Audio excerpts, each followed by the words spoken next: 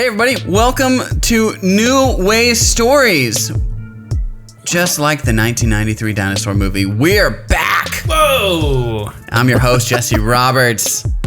With me the majority of the time. It's only happened one time that you're not here, but it's enough to scar me for life. The man with many names, Darius Rodney Trevor Giles. First. And our producer, the man with a normal amount of names, Ben, I don't know your middle name, Salazar. And you will never know. Are you going to keep it from me? I was going to ask what your middle name is. It's Manuel. What's this shame of middle names? I have no shame. I feel like people have shame with their middle names a lot. I like my middle names. I just don't. Pobrecito Salazar. I just want to keep this for me. Let me have this one thing. Why do we even have middle names? I don't know. Was it originally like, hey, like let's honor like as many people in the family as we can? That's what I plan on doing. But now it's just like transition to like, this is a sick top 100 name. Mm-hmm. Carson. If it helps, and I know you just talked about it last week, my middle name I hope to give to my son, which was my grandfather's name. That's fun. Yeah. I've gone the exact opposite with Kevin. I refuse to name my children after anybody in my family. Why? Because I think that it's such a for me, mm-hmm. I don't want to give my fresh offspring any like I don't want to try to mold them in their identity at all. You don't want to be a Roberts? I don't care. Like, you be you, man. Or her. But you have to be a boy. You have to be a firstborn to actually have my love. I don't and then I'm like, if I name, the one kid after my dad, right? Scott or Ronnie, then I have to name the next one after Kate's dad, and it's a whole thing. Comes the whole thing. And you just have to keep having kids so that you can make everybody in your family happy. I disagree. I think my dad would. Go ahead. No, I disagree. I love my grandfather. I love the Salazars. I hope we can keep it going. Yeah, bunch of strong men. We all sort of look the same. Nice. When you say it makes total sense. Like there's literally nothing wrong with it. I think somewhere along the lines, I think I just got like a little, I don't know, burned by this whole like jaded. Yeah. I get jaded. Yeah. Maybe you need to deconstruct the family naming system. Yeah. I don't know. But now I think if you want to have that legacy, fine. That's totally cool. Yeah. That's just not what I'm about. We already talked about legacy. We already talked about it. I think my dad would like for me to give a child, if I could have children, which I don't think I can, but if I could, I think my dad would want me to give a child his middle name, but I'm not going to name any of my kids like Peter Scorpion King Giles. What was his... Are we saying that Rod's middle name is Scorpion King? You didn't know that? He changed it after the Dwayne "The Rock" Johnson movie came out? No. He legally changed it. No, they got a meeting with Dwayne. Yeah, there's the lawsuit is ongoing. Listen, I'd love to give you my middle name. All right. You can have it. Today we're not going to find out Ben's middle name. No. If you would like to take a guess at Ben's middle name, leave it in the comments. Write in. pod@gmail.com. Actually, also Uzi, could you just send me Ben's middle name on Instagram? Thanks, bub. Do we think Uzi knows, or is Ben living in Uzi such for sure knows. secret? Uzi knows. Keeping it even from Uzi. Hey Uzi, you can fill in your middle bingo card because we mentioned your name. What about Riley? Did we mention him? Well, I was about to actually. I was going to say today we're talking about planning and spontaneity in creativity. I also challenge you, try and spell spontaneity without SPONANNIETY. Duh. Say it again. SPONANNEITY. I think you're missing a T.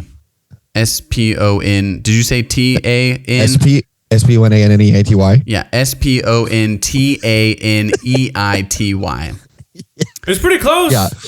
Yeah, I just literally said words. I said letters as fast as I could between S and Y. You go, oh yeah, that works. I think I spelled spontaneity. So I just finished the creative act. Spontaneity. I'm sorry. VeggieTales. I didn't know that was a VeggieTales. I just finished the creative act by Rick Rubin. Thank you, Riley Wilkinson, for suggesting it to me. It is an incredible book. And so you can put that in on your bingo card as well. There are a few things in there that really inspired me. And this is one of them, this kind of talk between planning and spontaneity. But first, I'm going to give you a couple quick updates. We've been out for a week. A lot of things have happened. Ben and Darius were at the same event. Yes. In real life. In real life. I almost made the journey down just when I found out late that you guys were at the same event. Yeah. And I was like, I could drive. I could drive over to the west side. 3.5 hours. Yeah. I was going to say all the way up to Arlington. It's a truck. Arlington. I don't even know where that is north north of Everett. Yeah. I'm glad I didn't come. I'd have been just driving around Seattle. I'm like, where are you guys at? You said the west side of the mountains. I'm in North Bend. Ben, you said this is the first time you have like actually heard Darius preach in real life? Yeah, I have a couple of his sermons that he sent me, and I've watched them. But this is the first time I've heard him preach. He did a great job. He also did a great job. Thanks, Tim. Because he was a youth pastor first, and he did a great job handling some pretty rowdy kids. He had a really fun moment where he arm wrestled one of them, and I think it kept him on track. How long did you go? Oh, dude. 45? I preached 50? I preached for 30. No, I'm not like that anymore. I preached for 35 minutes and then did a 30-minute altar call. Let's go, baby. He's up there for about an hour. Let's go. So I was up there for an that's hour. Like a youth event. You know, a 30-minute altar call is like, that's standard. Also, I love, since you like showed up kind of late, you didn't know what was happening, and you're like, that's it. And you just walked off. Oh, dude. That was the worst. I felt pretty bad about that, actually. No, it was okay. It was really good. It was their first, this church. It was a buddy of mine, just became a youth pastor. They didn't have a youth pastor for almost 2 years. So like he's going into almost nothing. Love that. And he had about 75 kids there. That's great. Yeah. There was another church group there, but still like, that's a pretty decent Their youth number. Group has about 70 kids in it.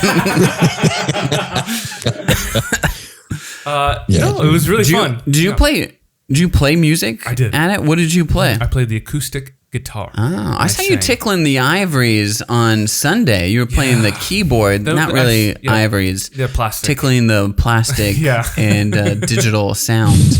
You got out, Darius, you would appreciate this. I think at some point, Ben got a little crazy and did this sick riff with kind of an organ setting.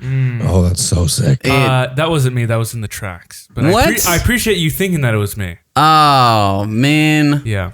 I love that it was in the tracks. Drop those tracks. That's really funny. I feel like the tracks, I get it with churches, but I really hate tracks. Well, you shouldn't notice that they're there. I guess I didn't notice. Yes, but I noticed. Well, I will say, what service were you at? Second, I think. Okay, the first 2 songs we had 0 tracks. Nice. Oh wow, that's impressive. 20 seconds before, the drummer was running the tracks that day, and he looks at me, and he's like, wait, come over here. Completely dead. The laptop is completely dead, and we have 10 seconds to start. And so I was like, you know what, guys, let's just roll. And I count everyone in, and we do the first 2 songs, no tracks. I mean, to me, it sounded fine. Sounded great. Yeah. I mean, you didn't have the sick organ riffs, but No. I thought, man, I was gonna give you mad props because it was like the singing like went down, and it was like, what are we?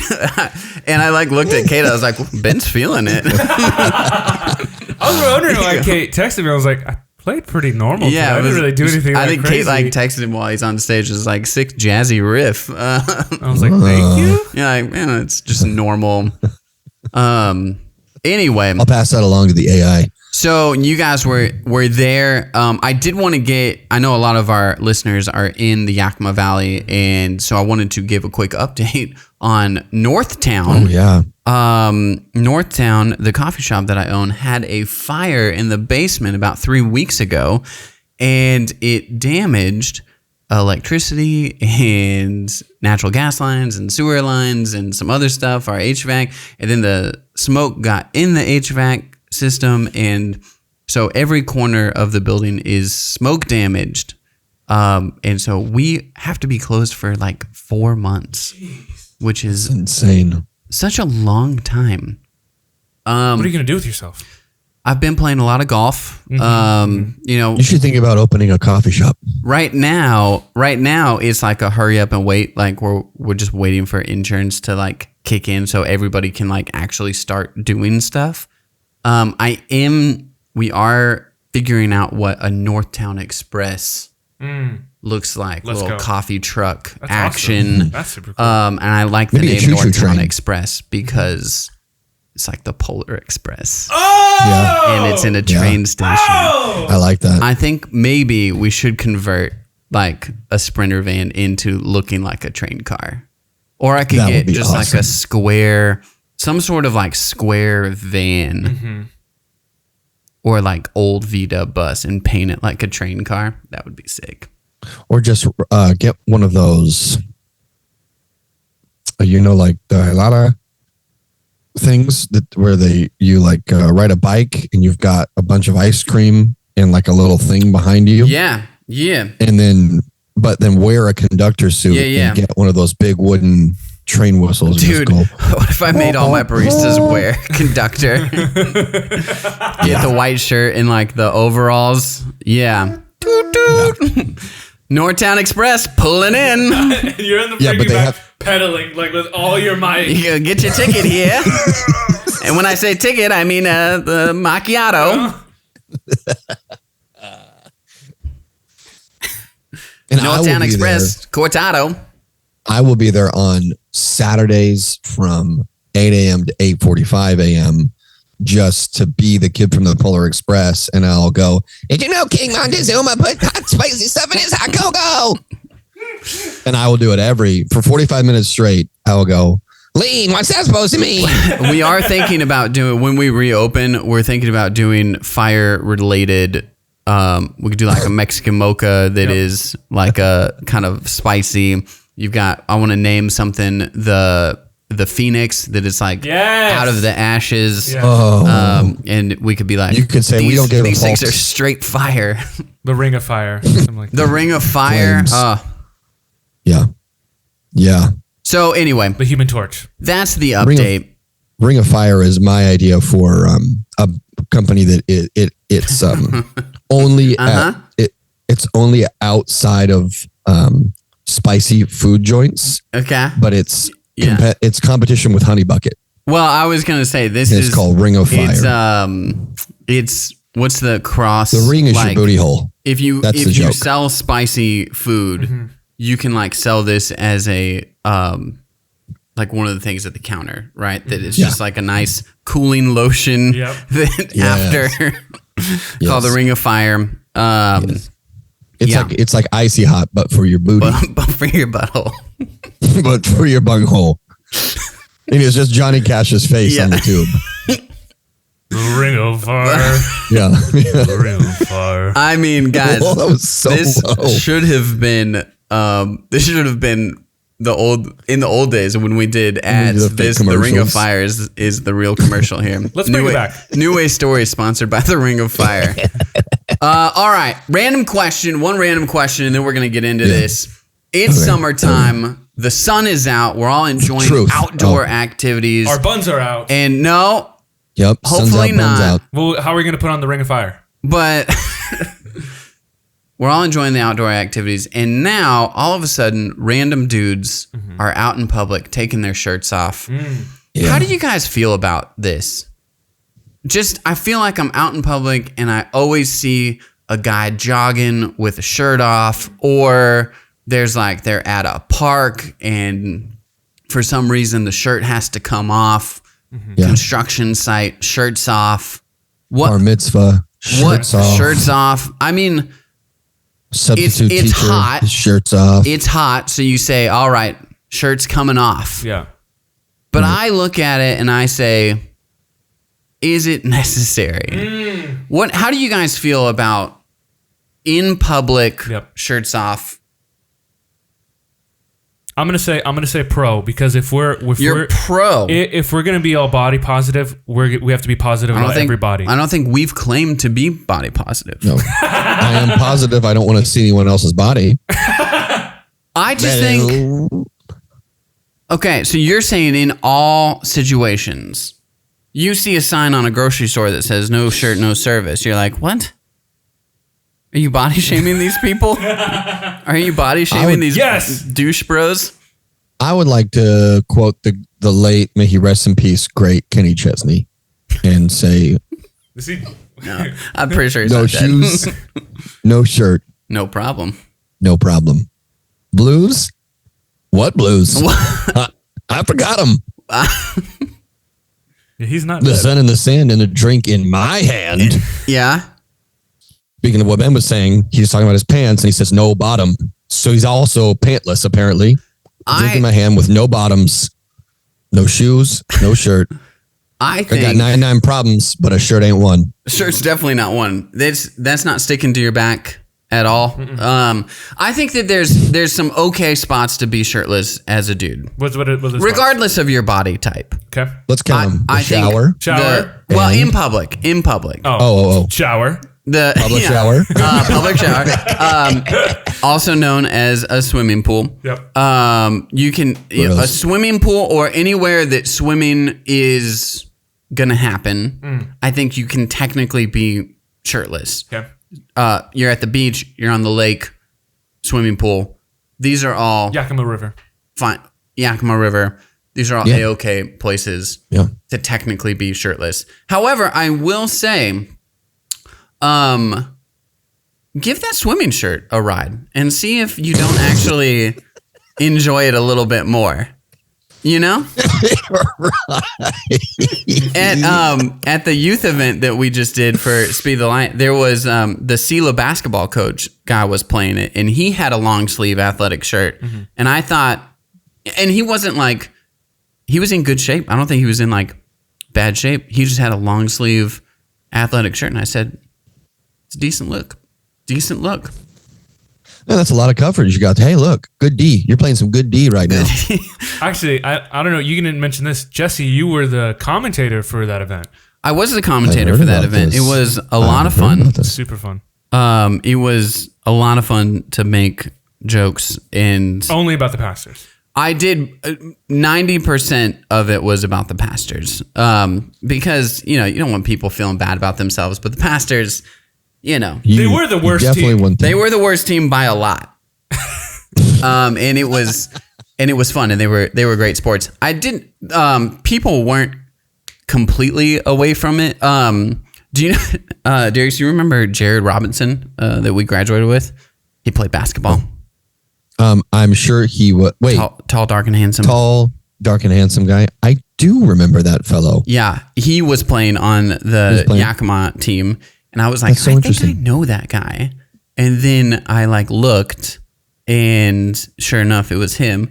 And so from the microphone, I was like, I just realized I graduated high school with one of the Yakima players, Jared Robinson. How's it going? And he didn't acknowledge me at all. And I go, man, this guy might still be just the douchebag basketball player that I graduated with.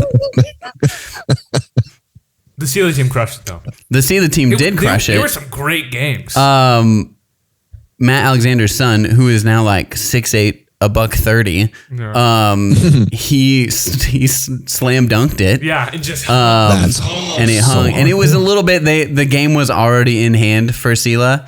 And so he just straight dunked on them, literally. Dang. And I lost my mind. Yeah. I was not ready for it. It's a lot of fun. Can't be more than 15. No. Yeah, I think he's 15 or 16. Yeah. But anyway, shirts and skins at another maybe okay. Okay. I don't know if you're on on the basketball court, but as soon as you're off the basketball court, just put your shirt back on. Yeah, but you get all sweaty and then you throw a piece of some cotton on you. I think you get once the game's over. That's what I'm saying. Oh, I thought you put your shirt back on. I don't know. Just let me throw a couple scenarios. I also don't. Okay? I also don't really like going shirtless because I like sacrificing my body, and I don't want to dive and roll on a dirty court. Yep, some concrete. You know, or like if I'm playing Ultimate, I'll admit when I was younger, I would I'd go shirtless playing Ultimate Frisbee, like a man. I literally was about to make a joke about and say, "One of you are out there playing Ultimate." You take a dive. You dive for just saying playing Ultimate is one of the dorkiest things I've ever heard. Maybe it's Ultimate Frisbee. Maybe it's Ultimate Fighting. Which one am I playing? I don't know. You take a dive for a disc that maybe is a little out of your reach, and now you're rolling in the grass, sweaty, and now you're itchy all over. Yeah. Wear a shirt. Oh yeah. Darius, what do you... itchy all over, yeah. All right, so the official weigh-in, Ben is pro shirtless in any scenario. Yep. Yeah. And Darius?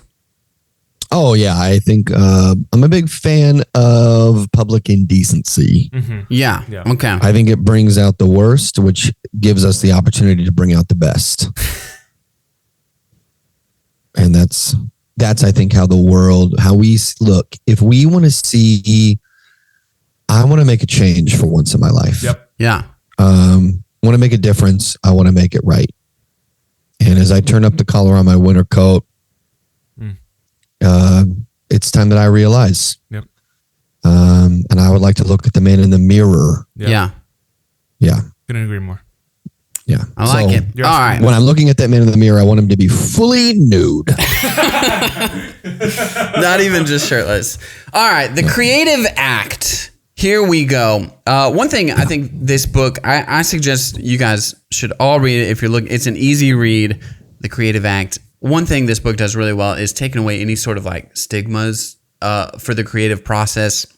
I think Rick Rubin does a really good job of erasing like the need for approval through creativity. Like it's like sometimes it's going to be well received, sometimes it's not. Like it doesn't matter. Like it's the thing that you created is the only thing that matters in your relationship and expression of it. I think he does a really great job of taking away the need to earn a living off of being creative because there's so few jobs out there that you can like make a full living being a creative. And then he also like does a great job of like there's no special technique to pull off like whatever you are creating. I think he talks about people who like can go and write a song in like 5 minutes, or someone who like labors over it for like 3 months. He's like that there's no better version or better artist because this person is producing more and this person like takes a little bit more time. It's like the thing that you created is like equal, right? And there's things that people are going to connect with more and more, but you can't even really like plan that, right? Like lightning has to strike for like the masses to connect. And I kind of talk about this with like Jack White a lot. Jack White released like 2 or 3 albums in a row on the same year that Mumford & Sons. And Mumford & Sons won Best Album every single time. And it's just like, for me, Jack White's albums are better. He's a better songwriter. He's a better musician. Like his songs sound, his songs sound like, you know how like when there's songs that are different from each other? Yeah. Like 2 songs sound like they're not the same song. He has that quality. Is that like? Well, and I think that's what throws people off. You know, they go, "This is Jack White." You listen to a Mumford & Sons album and you're like, "Man, this is one." If you're watching this on Spotify, my coffee mug is like white, so it keeps getting blurred.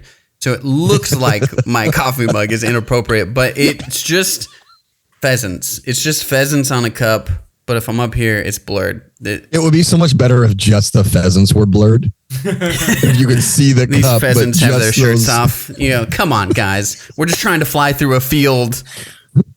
Wait, so what were we're you just saying trying to fly through a field. Yeah, we're nudist pheasants. Yeah. Don't want to look? Don't Look. body shame me. Yeah, don't body. Sure, I'm pear shaped. I'm supposed to be. I'm a juicy friggin' pheasant. What were you saying about Jack Rich White? people eat me. I was just saying, when you listen to a Mumford and Sons album, you're like, man, this is one great 45-minute long song. The whole time. Anyway, I'm just teasing. Just teasing old I'm the Mumford and just Sons. teasing you, Mumford and your sons. Get out of here. All right, the so mumps. one of the questions, inside of that, like, kind of idea of one thing is not better than the other, but the importance is that you are creating and you actually are expressing yourself through creativity. One of those things he talks about is planning versus spontaneity. And I think all of us were raised in an AG church. And so I think we have this kind of similar experience as children. There's something in AG churches that spontaneity is holier.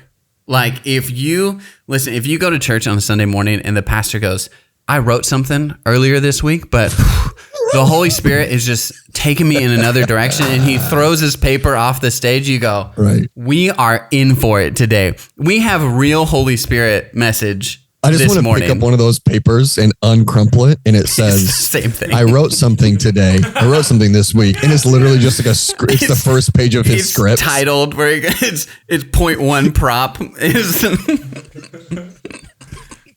I mean, it's blank. It's just a literal blank piece of paper. That feeling, right? Or you're like, we playing 15 minutes of worship songs, but then the worship leader goes, oh, I mean, we just got to sing this chorus 15 more times because we are feeling the Spirit. Yep. You go, man, what a great thing this morning. I can't believe we would spontaneously sing "Our God Reigns." Oh, that is the most spontaneity. We did actually funny you mentioned that. We went to my old church, the old Spanish church I grew up in, which is an AG church, and Malia got to experience what I mean, it's similar, like Mexican spontaneity. Yeah, and like similar but a little spicier. A little spicier. Oh, well said.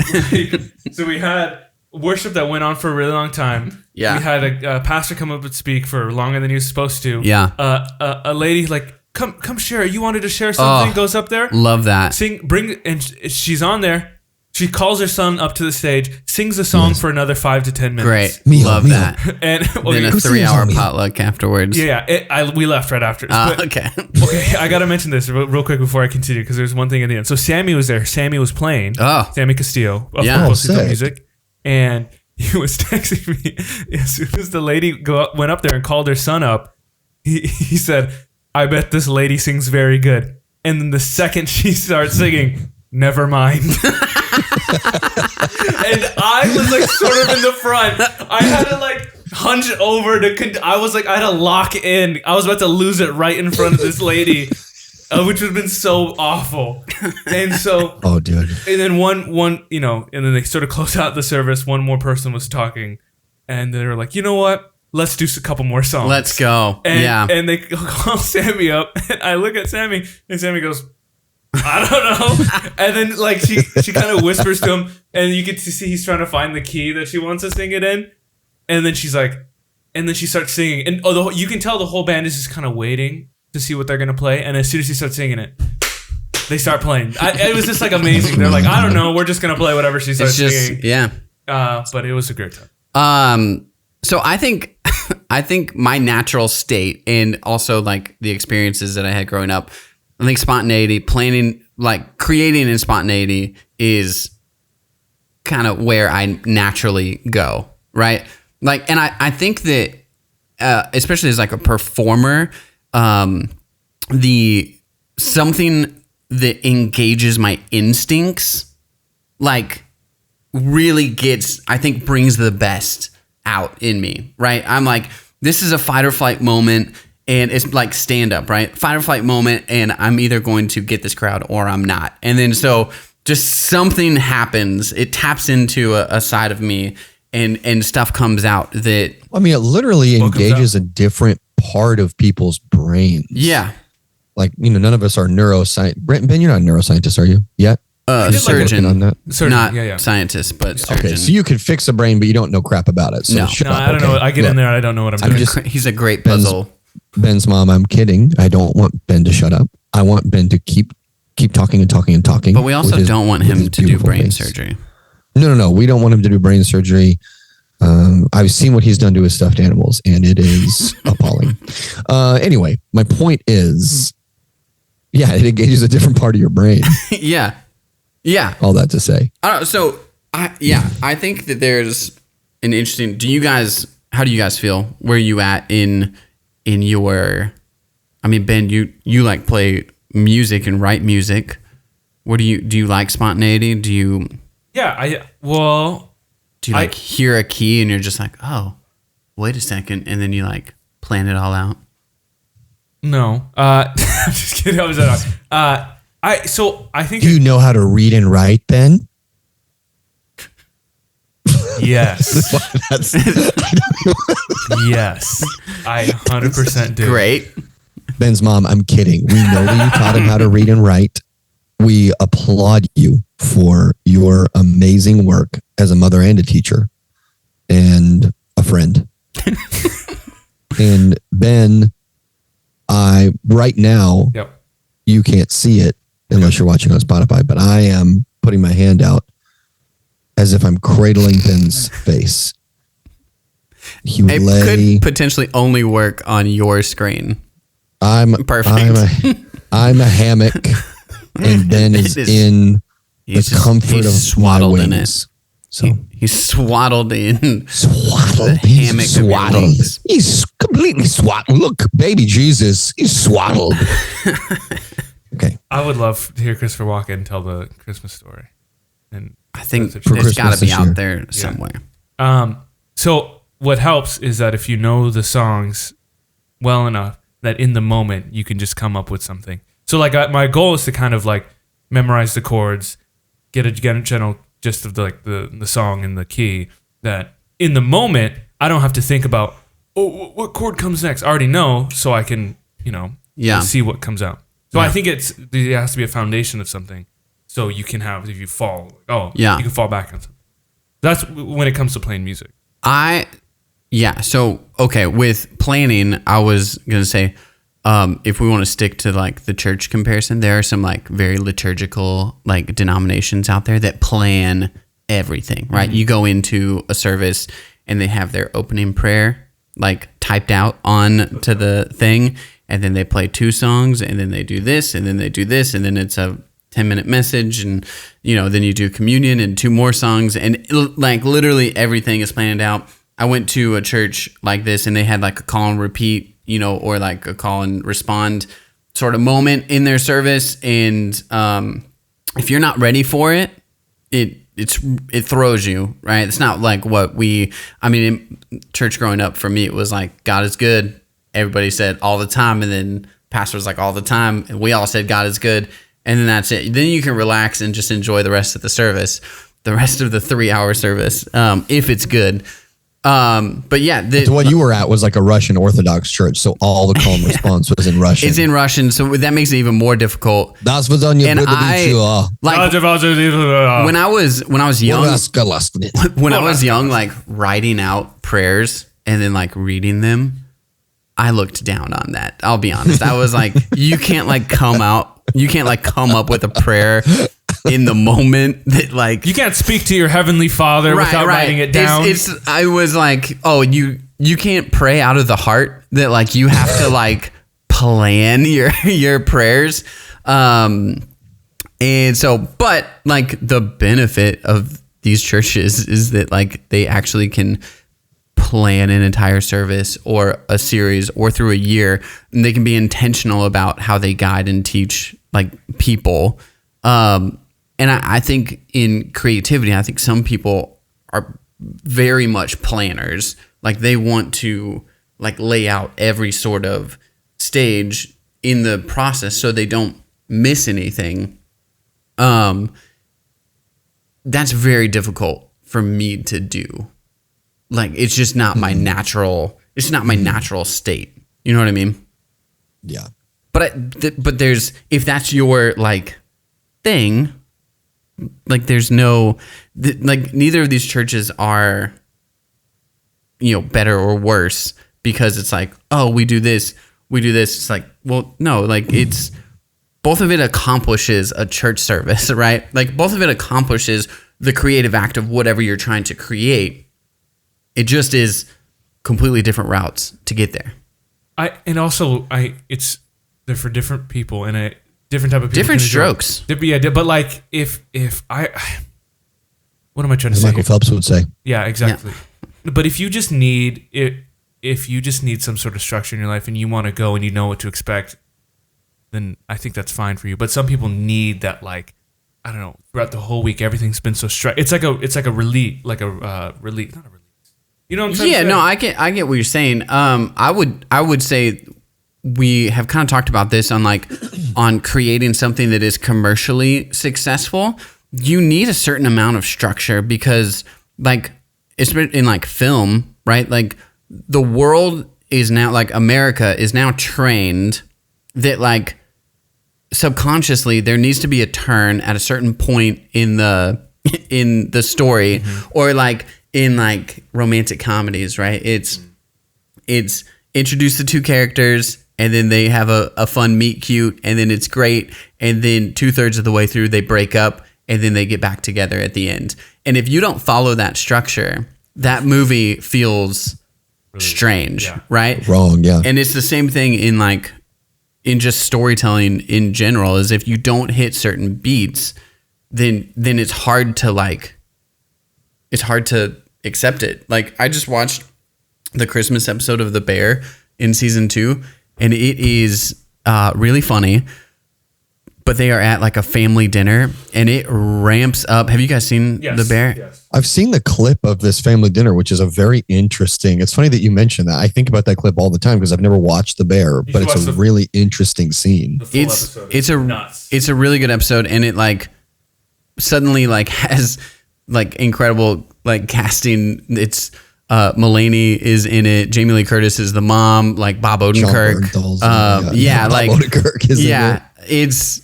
It's a crazy like cast, but they ramp up the tension so much, and then it ends, and you're just like, ugh, like that was an incredible episode, but like I needed some, like Kate and I flipped on Community really quick because we're like, we need something to like ease this tension that they just ramped up, and it's like they're trying to capture like kind of an essence of real life where it's just like, you know, if a family dinner goes askew, there's probably not a sick wrap up to make you feel emotionally better. It leaves you with this like, well, that was interesting. And then they fool you too, because Mulaney does this whole like monologue that you're like, what a great job of like wrapping it up and making you feel good. And then it just turns right back and you're like, now. We got some lawnmowers in the background. That's amazing. Usually they're not mowing today. They won't be on the recording. Okay. Maybe not. You know, we're just raw, you know? Yeah. We like spontaneity. You just like know that we are reeling from the heart because you can hear that. So we're not going to edit out lawn mowing noises. We're keeping it fresh. We're keeping it French. Yeah, we're fresh. I mean fresh. We're keeping it French. So what I have actually noticed, though, in spontaneity and planning is that I do need a little bit of both. I need a little bit of both. So in stand-up, like I said, I write jokes, I brainstorm, and like I'll come up with ideas, or I'll hear something and I go, that's a great idea. And then I'll like write out some punchlines. I'll write out, you know, try and work on the structure of it. And then, but after that, I gotta take it in front of a crowd. And then that's where the instincts like kick in, right? And sometimes a better punchline will come up. Sometimes a better transition. Oftentimes it's like a tag that like I can just, you know, it'll come to me in the moment because I'm engaging those instincts. And I would have never come up with it if I was just sitting with a pen and a pad. Yeah. You know what I mean? And then it's similar in writing is that I need enough structure to know where I'm going. Like I need to be pointed in the right direction. So now I start out like loose outline of my scenes in story. And even in the scenes, I know where my starting point, where he's going, and like some beats. But then like I need to start writing and let the story like develop, and it'll take me in different directions than like I maybe had planned, or like the comedy will come out of it as the scene starts to form, or like a character's choice that I just like wasn't necessarily like. I think someone who is really good at planning can think through all these different elements and then plan for it. But I'm like, okay, I need a little something to get me going in the right direction.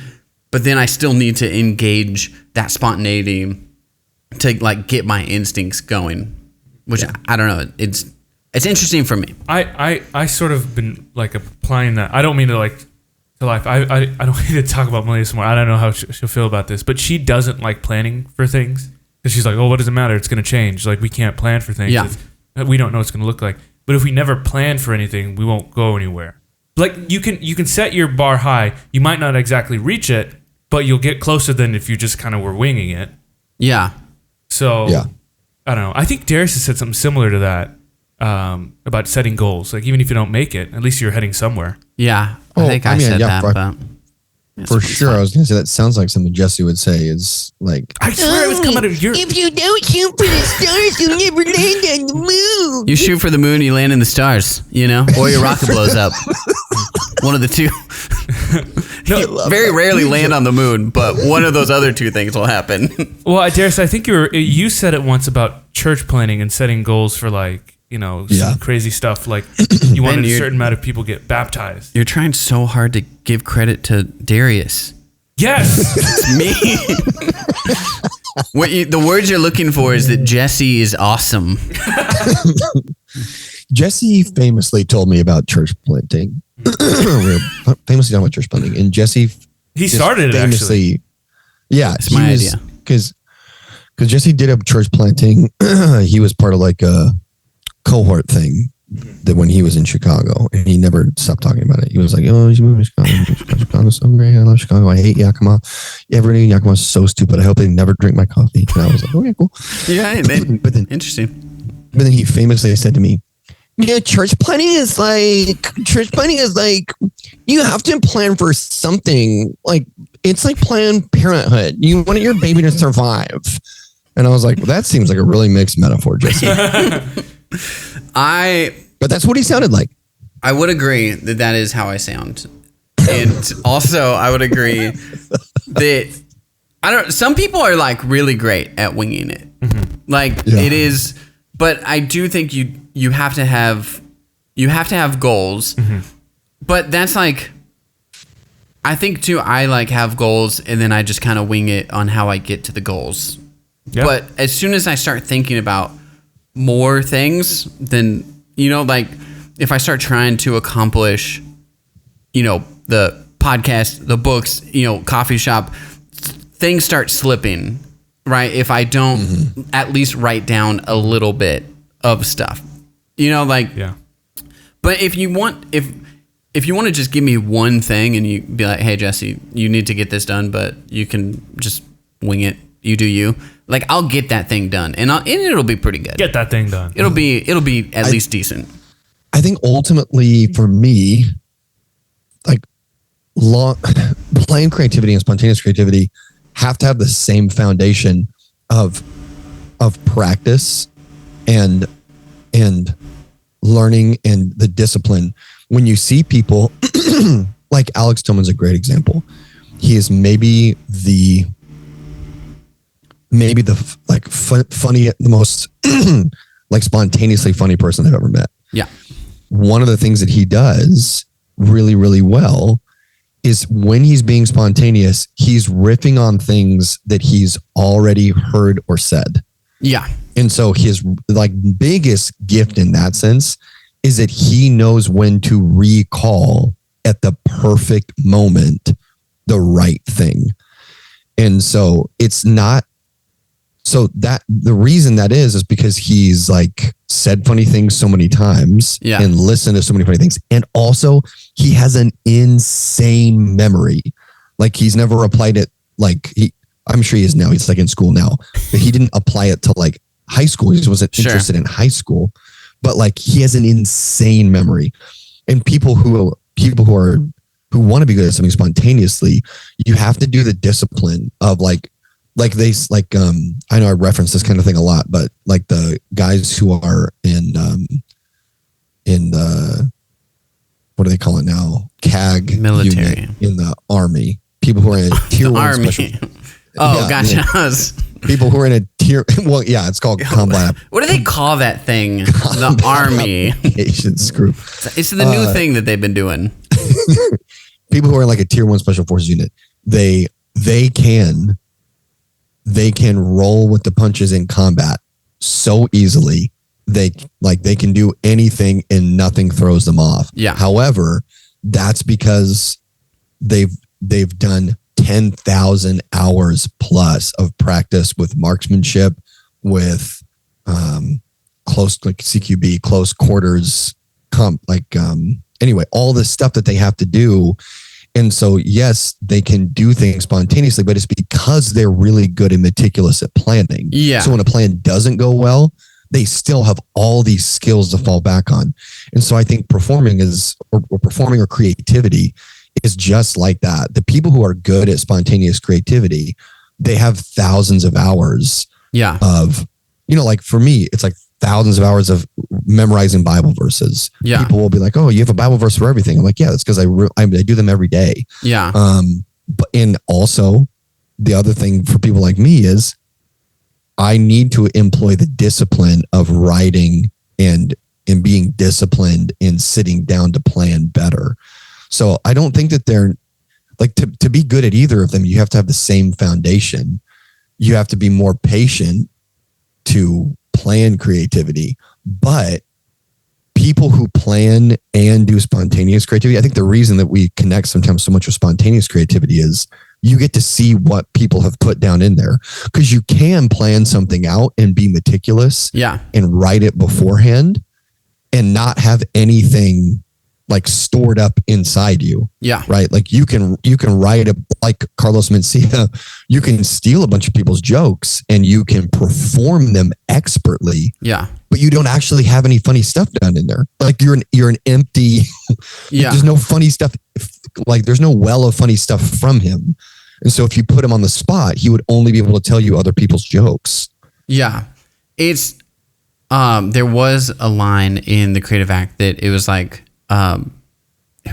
either like even practice, like let me look at this so I don't like ruin it. But that's what makes it's essentially everything gets better with practice, right? So even improv or even spontaneity gets better with practice. Even though you're like, well, I'm being spontaneous. You're like, well, you actually have to practice being spontaneous, and vice versa, right? Yeah. It's not my natural inclination to plan, but I have to practice planning so that I can get better at it. And I think like there's such an interesting thing in the improv comedy. When something happens in the moment, you can like feel it, and it's natural, and you're like, man, this is awesome. I'm gonna wait just a second. Can you hear that? Can you hear? I mean, he's like blowing off the pavement right now with like the biggest leaf blower. I mean, these guys. It's dinner and a show with how these guys mow lawns. I mean, it's like Steven Thaxton just waves through your window. Dude, I mean, seriously, because I mowed with Russ and Steve like a lot growing up, I definitely always critique other lawn mowing companies. I go, how are they doing? What a bunch of idiots. It's I like that they're blowing the thing off. They've got long sleeve. It looks like a hoodie. It is funny because ear protection on, which is anybody who's done like manual labor knows that wearing long, like people, that's the funniest thing about like people taking their clothes off to like cool down is like they're just dumb. It's just, not to be mean, because like I do the same thing. Like I'm also dumb, but anybody who like really wants to stay cool, you wear long sleeves and you put a hood on. That way you don't overheat the sun. Shirtless and under 7-inch shorts. Yeah, look. I also enjoy it. Brittany will make fun of me and people don't believe me, but like I actually don't like wearing clothes. I personally, even though I don't have any, like I have a gut, I don't have a body to flaunt. If I could wear short shorts and no shirt and flip flops all the time, I'd be so happy. And I do as much as possible. Yeah. I love clothes. I do constricting clothes all the time. Kate was like, she always is like, why are you still like fully dressed? And I'm just like, we're like laying in bed, like watching a movie. You're about to be intimate. Jesse, like, why are you fully dressed? What's Mulaney's joke is that he goes to the doctor and says, or the masseuse or whatever is like, dress down to your comfortability. And he goes, so I put on corduroy pants and a jacket. I put on corduroy pants and a jacket. Jesse, you need to do your Mulaney. Jesse's Mulaney is so good. Do it. It's now I'm on the spot, and it's okay. I got to practice my spontaneity. I think that's a thing though, is that like people's confidence in spontaneity, like if you don't have confidence, it doesn't come out great. And with impressions, I just have zero confidence in my impressions. I do this thing called Mater Shift when I'm in the car alone. And Mater Shift is Taylor Swift as sung by Mater from Cars. So it's just, look, Lightning, I knew you were trouble when you walked in. And I just do it all the time. Like Mater Shift is one of my favorite things to do by myself. I met some of Brittany's friends the other day from work who we'd never met before. And you busted out Mater Shift? And they were talking about something and I was telling them about Mater Shift and they were like, oh, what does it sound like? And I was like, I don't know. I can't. Now I'm like nervous and embarrassed and I don't know. I can't think of a song to sing. So. Yeah. Now I'm in my head about it. I can't. That's all right. Sorry. No. Just let it. Nickel shot night at O'Halligan's. I don't know. Funny. He did it the other day when we were on the phone, and it's like Mulaney's like in his register. Oh, that was that. Yeah, Darius came up with like a Mulaney bit. Is that I told him I would hire him, and he wanted to make just mediocre. He would make the best mediocre lattes. So, be like, I would make the best mediocre lattes for you.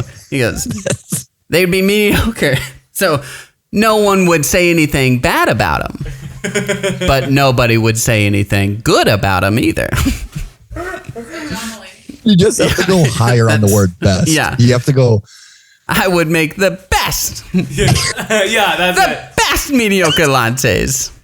But here's the thing. No one would say anything good about him either.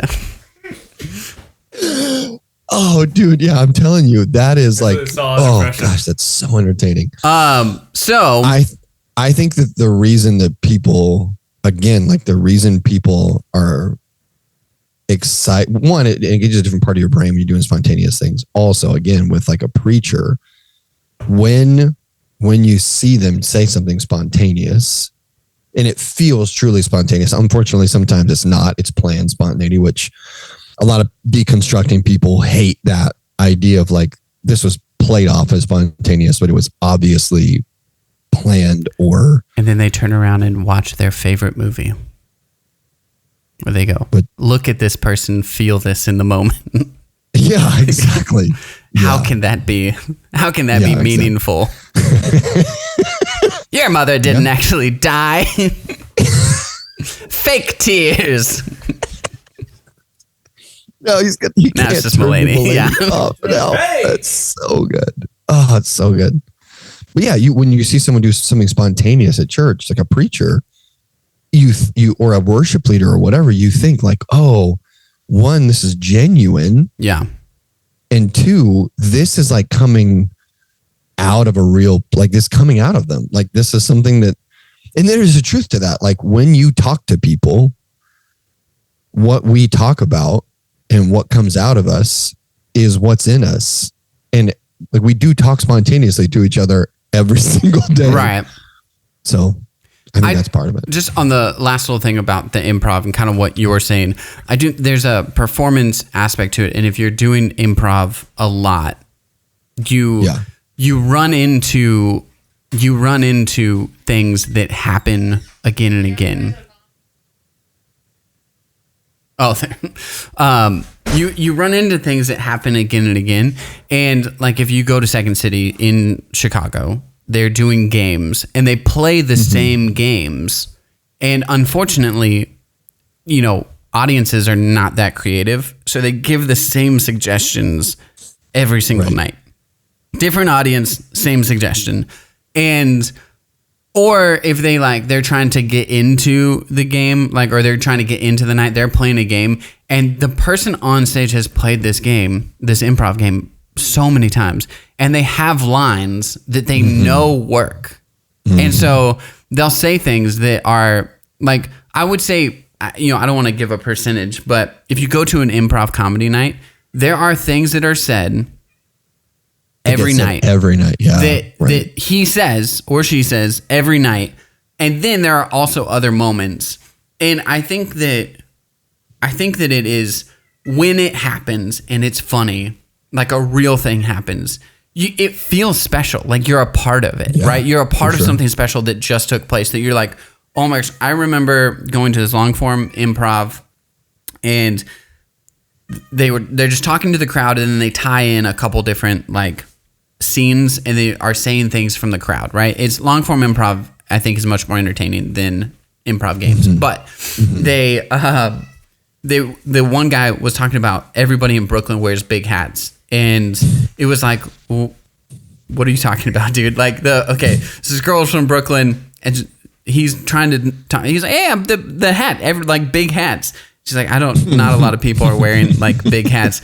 So they go back and forth, but then 30 minutes later, they've done a couple scenes, and then this guy works in they go, is that a Brooklyn accent? And then he turns around and takes off a fake big hat.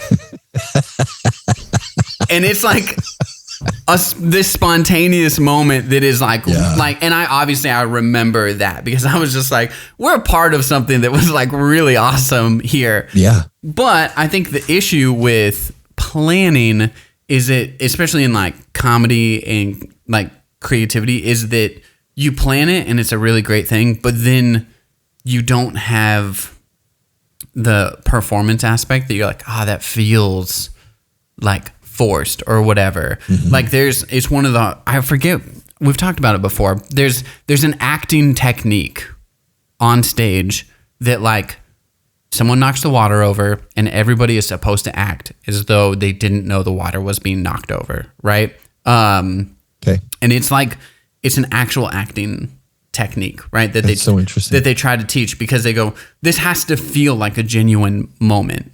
And, it's, it happened, specifically with that, Bo Burnham does it in one of his specials, and he does it on, Conan. He, sets the stool down, he sets his water on the stool, and then he, knocks the water over, and he's like, oh my gosh, that's so embarrassing. And then, the music kicks on, and he's like, he meant to knock the water over, and it's he does, a crazy dance. And it's really funny, but it end felt of the song, it says, nothing is real. And nothing is real. Yeah, nothing is real. Art is a lie. So, but it feels like he does a good job of making it, he sells it. So I feel I guess my point is, you can have those moments in spontaneity or planning. You just have to practice so that you can pull it off. And then you also have to just kind of figure out what works best for you. And for me, it's a little bit of a hybrid. Yeah, it's a little bit of both. Yeah. It's what do you call it? You just got to live in that tension of planning and spontaneity.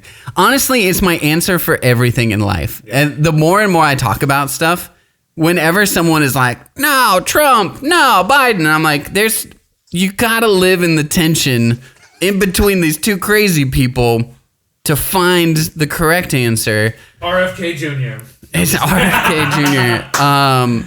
Or planning spontaneity. If you're so controlled by a plan, and if it does get derailed and you can't function, you gotta figure out how to do it. And then just a dog chasing cars. If wouldn't know what to do if I got one. if you are into spontaneity and someone brings out a plan on what to do on vacay, you gotta still be able to enjoy yourself Like it's, you know, I had that going into Disneyland. Like I had it mapped out, but we were still like, I left Malia room to kind of play. And you gotta plan a little bit for Disneyland. But what happens when Space Mountain's down for 45 minutes? What are you gonna do? Are you gonna wait in line because you're a slave to the plan, or are you gonna go catch Jungle Cruise a couple times? We did wait in line just because Space Mountain was one of our favorite rides. Yeah. But we had to improv a little bit. You get caught in the middle of the line. This is a tough thing. You get caught in the middle of the line and you don't know if it's going to be down for 45 minutes or for 10 minutes. Yeah. Brutal. I don't mean, I'm not intentionally trying to like make it super spiritual, but that is a beautiful thing about like human beings. Why are we different than other things? That we are highly predictable. Like it's scary how much people can study human behavior and predict people. Yeah. And it's a little unsettling because it means that we're being manipulated a lot more than we think that we are, especially by people who run media or are in power. But I wish I could do that better. We also control people. Is that what you're trying to say? Yeah. Is that the purpose of this pod? We got 53 subscribers. I was just better at my job. I didn't know that was the goal here. Would be a peasant uprising. What's your goal? What? Well, if I knew the goal, I would have helped a little more. Oh, okay, gotcha. Perfect. I was like, we're gonna have to kick Ben off the pod here.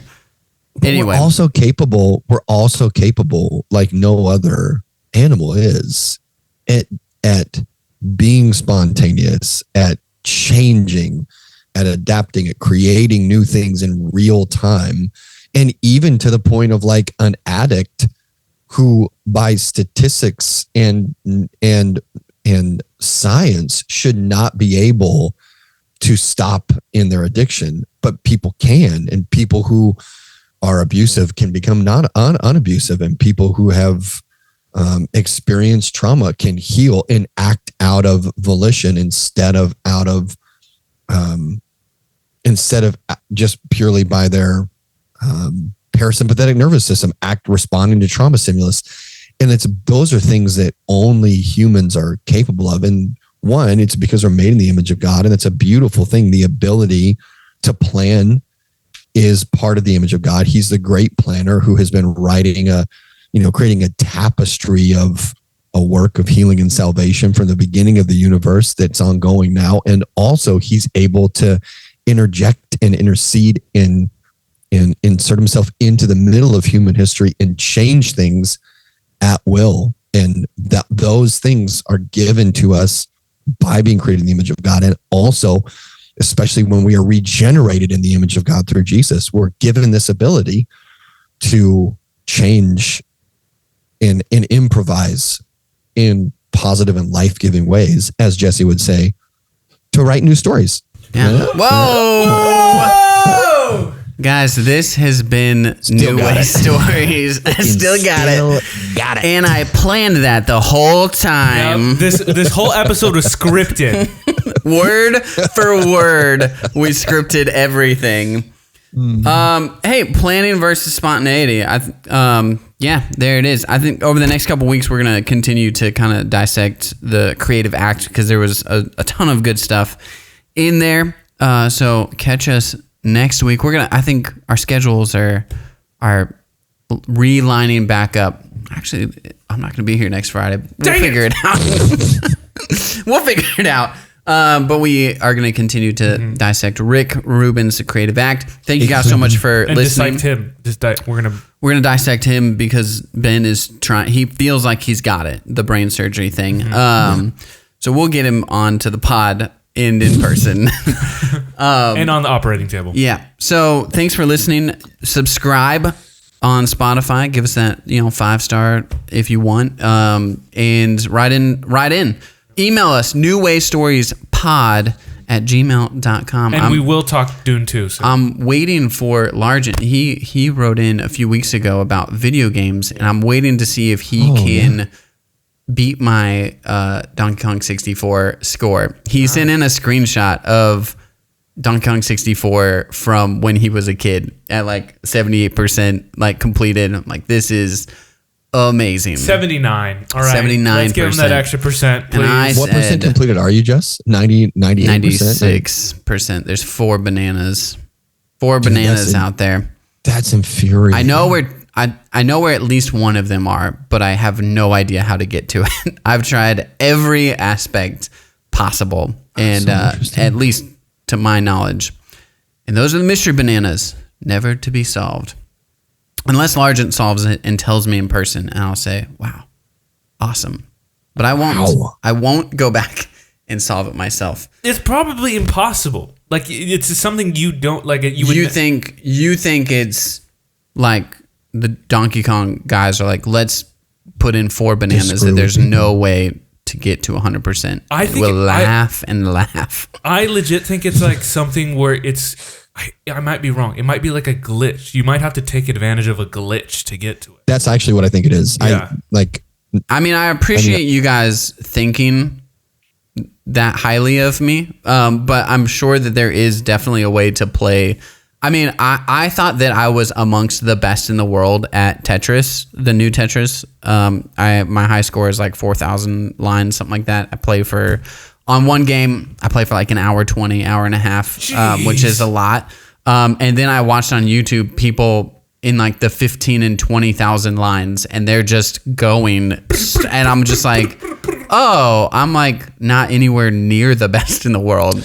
Oh, Jesse, I'm like better than everybody who plays Tetris a little bit, but 2 questions. These I don't know how to put these in the podcast or if I'm in trouble for asking these. 1, this is about improv. how dare you? Is it harder for a master chess player to play?